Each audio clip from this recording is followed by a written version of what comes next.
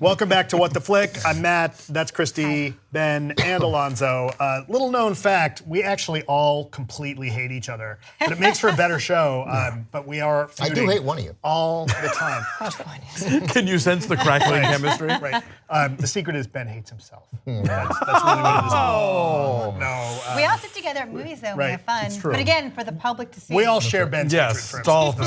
facade. It's all PR. So, recent news, recent interview with The Rock, he admitted that his tension and frustration on the set of the Fast and Furious franchise is based on arguments he had with Vin Diesel, and not a big fan of And he his. says that we worked it out, we talked it out, and things are good. And then he was like, no, they're not really good. We just talked it out. We just talked it out. Yeah, exactly. But so why do they hate each other? Just because they both can't be the dominant guy and someone's got Oh, to come on. It's so, dominate? I have no information. It's obviously No. because Vin Diesel is hard to work with. Right. Right. You like, can't be it's Dwayne like- Johnson. He's so nice. No, but it's right? true. Right. Like My everybody understanding is likes that Vin Diesel likes to keep everybody waiting. It's that star It's power Marilyn play. Monroe. Right. So anyway, so it got us thinking about some of our favorite feuds, so to speak. We picked some ones that we thought were interesting. Christy, you want to lead off with? I'll go. Particularly fun one? So Roman Polanski and Faye Dunaway during Chinatown. Yeah, it's a good one.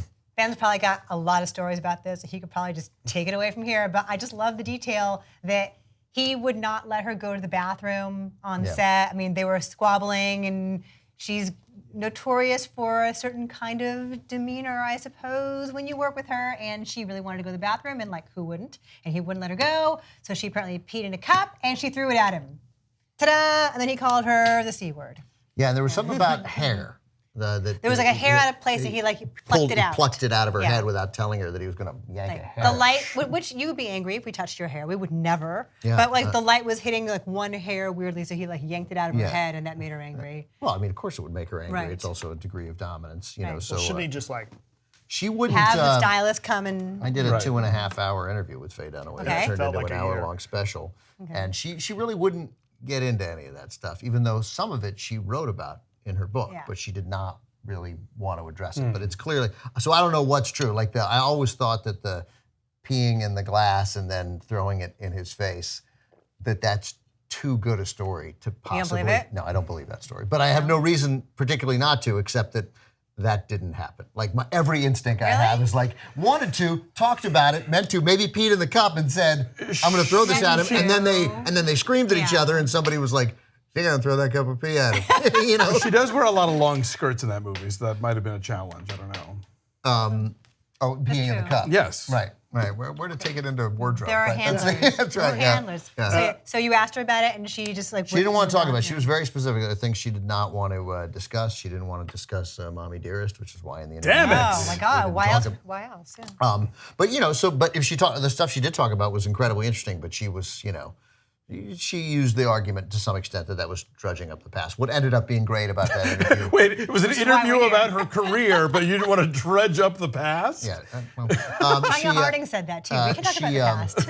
But what she did talk about, what she ended up being, I thought was really the best part of that special, was she talked about the craft, and she was really sort of interesting about that. But she did not super into revealing Gotcha. details. Yeah. All right, that's fine. Alonso, what was the feud? you wanted Okay, to so talk this about is a today? movie that I'm one of the few people that loves unironically, but the 1967 Casino Royale, which is a legendary hot mess, and I grant that, but it's an all-star cast, and two of those stars really hated each other, and that would be Peter Sellers and Orson Welles.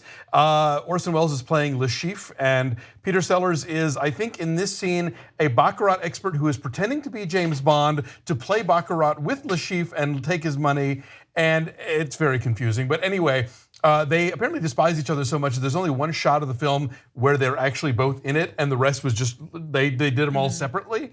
And I think that was sort of the final point that made Peter Sellers walk off the movie early, which is why they kill his character before they were supposed to. Anyway, none of this makes any sense at all, but the idea of Peter Sellers and Orson Welles getting into a pissing contest on the set of an already troubled mega production, it's the kind of thing I live for. It's kind of irresistible. A lot of people had a lot of trouble with Orson Welles, but it's usually not other actors. Right? Oh, interesting. Okay. Producers had trouble Oh, with him. well, sure, yeah, Directors studio certainly had heads, trouble. yeah. Studio heads had trouble with him consistently, but I hadn't heard about many actors, many of whom recognized how great it was. Yeah, no, that's true. A lot. I mean, like Marlene Dietrich famously always said you should cross yourself when you say his name. You know, but yeah, he and Peter Sellers, I think, were too similar in a way, and I'm sure they. What's the Dietrich Heston Wells movie? Touch of Evil. In Touch of Evil, which he directs, it's sort of the most successful movie he directed post Kane, and so her scene for Touch of Evil, she shot her scenes. She shot them all in a day. He didn't write her into the script until the movie was already in production. Then he wrote those scenes, brought her in. The studio didn't know she was in it until they saw the rushes. Yeah. That's amazing. Orson. It's amazing. That's why we keep you around, Ben. For stories Yeah. like that. Thank you for being here. All right, so my Coming up.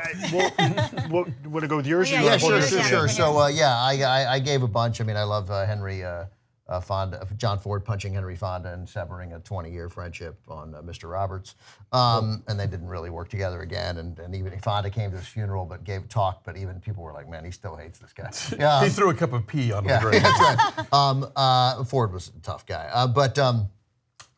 so I think it's always, because people sort of dismissed it for years, even when Donald Spoto wrote about it. But Tippi Hedren and Alfred Hitchcock. Whoa, yeah. It's more than the feud. I mean, that one of them's a criminal, and I think people have, Wells is, we talk about, well, not Wells, but Hitchcock. We talk about, separating the art from the artist with Woody Allen. Or Nobody's, Polanski. yeah, and many Hitchcock people who I've come into contact with through TCM, including some friends, they just defend Hitchcock instinctively. But I mean, no question in my mind, everything Tippi says is 100% true. So that was a feud, and it ended that. It really ended her. She didn't start her career really until she was in her mid-30s, but that it ended it. I mean, it is sexual harassment at the most base level of I will you sleep with me or I'll ruin your career, and he kind of did. And on set too, wasn't there like traumatic stuff with actual birds and like actual like hurting her? Yeah, but that was physical injury to her. Yes, that was all true. But that was Hitchcock. A little of that is Hitchcock being Hitchcock, sort of in controlling the set and controlling his actors, particularly an inexperienced newcomer like Tippi. But then on Marnie is where he made it uncomfortable enough for her to want to break the contract, and him refusing to let that happen. And it's one thing for a feud to be like between, Dwayne Johnson and Vin Diesel when they have basically sort of similar power structures. When it's like, established director and young up and coming actress, it's like that's a very single in her mid-30s with a daughter, single parent. I mean, that's why I believe the story, because unlike with Kim Novak or with Janet Leigh, these were big stars who were married sometimes to other big stars or involved with them. And in this case, Hitch was like, she needs me more than anybody. I found her, I created her, and therefore I can control her. Yeah, it's like Otto Preminger and Gene Seberg. Mine that I picked is a little bit more recent, and we got to kind of see all this play out and heard a lot about the tension between Charlize Theron and Tom Hardy on the set of Mad Max Fury Road.